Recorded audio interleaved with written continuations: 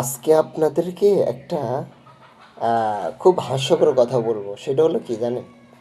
দেখেন, আমাদের দেশের মধ্যে হচ্ছে যারা রাজনীতি করে, আমি কোনো রাজনীতি করি না বা রাজনীতি কোনো দলের কোনো অংশ না, কোনো কিছুও না।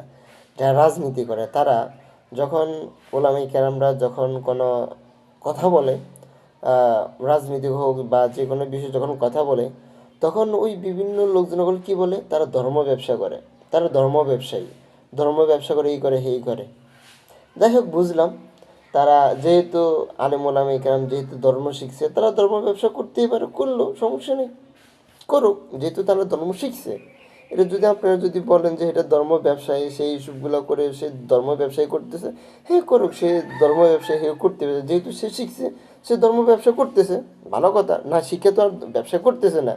যাই হোক, আপনাদের ভাষ্য অনুযায়ী ধরেই নিলাম সে ব্যবসাটা করতেছে, কিন্তু হাস্যকর বিষয় হলো কি জানেন? যখন আমাদের রাজনীতির মাঠে যখন যখন ভোটের সময় আসে, তখন এক একটা নেতার মাথায় আরে রে, কি সাদা টুপি! মানে প্রতিদিন মনে হয় নতুন নতুন টুপি হল কিনে, নতুন নতুন পাঞ্জাবি হল কিনে। আরে কিনতে কিনতে মনে হয় ওই ভোটের সময়, নির্বাচনের সময় যে পরিমাণ তারা পাঞ্জাবি টুপি কিনে, এই মনে হয় যে এই পাঞ্জাবি টুপি জ্বালায় হেরা বাড়িতেও থাকতে পারে না।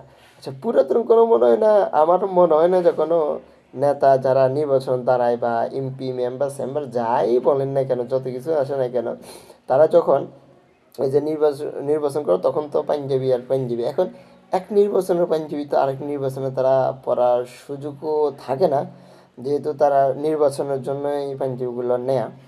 তো এখন কথা হলো, এই যে টুপি, পাঞ্জাবি, এইসব টুপি পাঞ্জাবি এসবগুলো কিসের সাথে সামঞ্জস্য হয়?